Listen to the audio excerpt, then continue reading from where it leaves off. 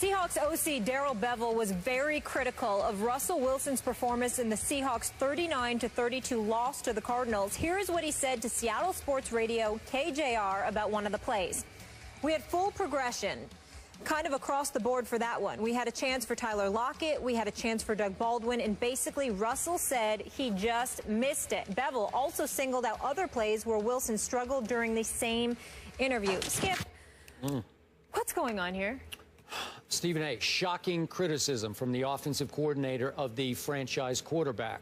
So I'm going to give you my armchair psychiatrist theory here. Strictly from a distance, okay? I don't have any inside info. I'm just sitting back trying to read the tea leaves up in Seattle, and this is what I read. As you know, the one thing you do not do in the National Football League as a head coach or a coordinator is publicly criticize your starting quarterback, your franchise quarterback. It gets you nowhere. It does you no good, because we all agree it's the hardest position to play in all of sports, and it's a confidence position. You can criticize your quarterback privately, that's fine, but publicly, no good, because you tear down the confidence that it is required to go from Sunday to Sunday in this dog-eat-dog league that is the National Football League. So my theory is that Darrell Bevell is so concerned, as is his head coach, Pete Carroll, about lingering bitterness, animosity, unrest in that locker room over that last play in the Super Bowl, in which obviously they put the ball in Russell Wilson's hands instead of Beast Mode's hands. You've gone on and on. Worst call in the history of the Super Bowl. And it lingers. It still eats at the psyche of this football team. And they're teetering at 4-5. A lot of people picked them to be in the Super Bowl. You picked them to win the Super Bowl. And it's desperate times, desperate measures, as you said in a previous topic. So, theory, Darrell Bevell pulled aside Russell Wilson and said, I'm going to criticize you on the radio. I'm going to go after you on the radio because I need to send a message to this team. You are not above criticism, because you deserve some criticism for what happened Sunday night against our arch division rival. We blew that game. Maybe he even told Russell. Obviously, some of that is on the defense, but a lot of it's on you. So I'm going to criticize you because we need to clear the air in our locker room and show them, show the defense, that you're going to shoulder your share of the blame also. That's just a gut feeling. So he goes on a big radio station in Seattle, one that's highly listened to, and he tears him limb from limb. It reminded me of Jay Gruden on RG3 last year, when clearly there was method to the madness. Jay just wanted to send the message, he's no good. I got to go with my other guy here. And don't you people see what I'm seeing? So he blasts him publicly, just shreds him, his confidence, and whatever faith Redskin Nation might have had left in RG3. This is the reverse of that, because I think he wants to send a message to clear the locker room air in favor of the quarterback and say, we're all on equal footing here. Just my 2 cents. Your thoughts? Not bad. Not bad at all. I mean, a couple of points in terms of him doing it intentionally, pulling Russell Wilson to the side, letting him know that that's something that he was going to do. I didn't think of that initially. That's not what popped in my head. So I'll give you a lot of credit for that, because you might be right. I don't know. You know, I know quite a few players in that locker room. You do. I've spoken to quite a few players in that locker room, you know, over the last year or so, certainly during this season as well.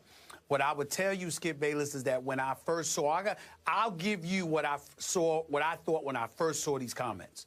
I said, the nerve of this man. Yep. The nerve of this man. After that call in the Super Bowl, you and Pete Carroll, after Marshawn Lynch's mama had to call you out earlier in this year, when you lost the opener against St. Louis. You know, suddenly Marshawn Lynch can get the ball now. After watching Russell Wilson get sacked 33 times this year so far, leading the NFL, you got the nerve to talk about him?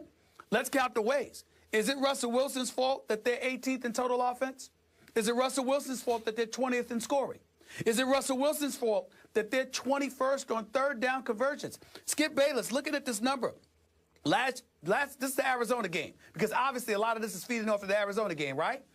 We got Jimmy Graham dropping 2 passes. We got Marshawn Lynch dropping a pass. We have them committing 8 penalties on offense. Skip, 5 times in the game against Arizona last Sunday night, these guys went 1st and 20 or worse. They had a 1st and 20 or worse 5 times.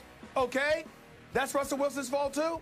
You know, so I'm like, what's Darrell Bevell's fault?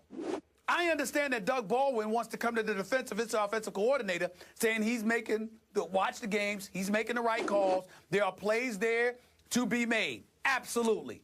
Russell Wilson can't be absolved from that. He's the quarterback. There is some culpability. But how the hell does the offensive coordinator get a pass?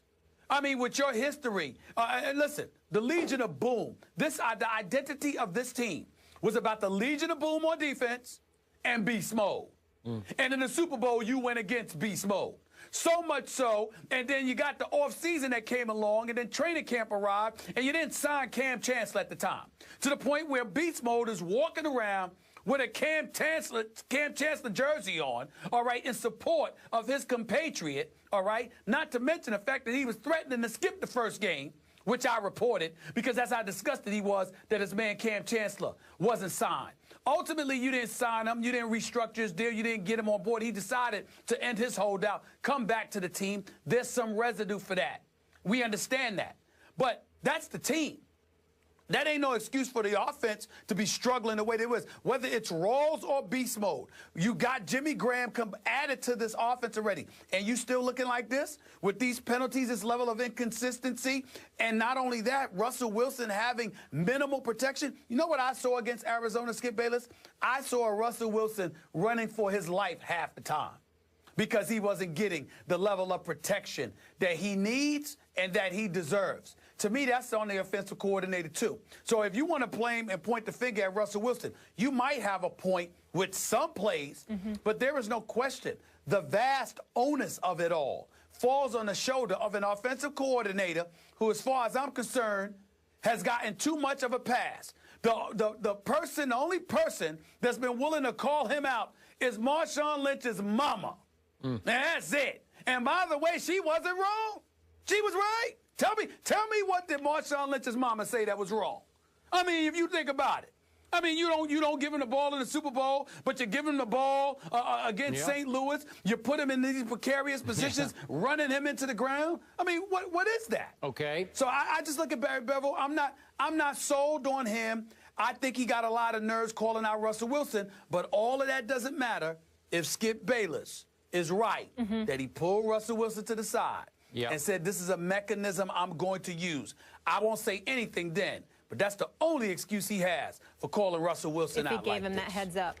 And if you're right. If he gave him that heads up. If there's no hidden agenda here except Darrell Bevell protecting Darrell Bevell, this man, he's not just on a hot seat. It's on fire. He's not going to last much longer. Yeah, I'm with you. That's right. Burning up there in the Pacific Northwest. All right, moving on. Will Peyton Manning step back on the field this year? Right now, he's out of the lineup and uninvolved as the Broncos prep for Chi-Town. Can Brock Osweiler get Denver back on track?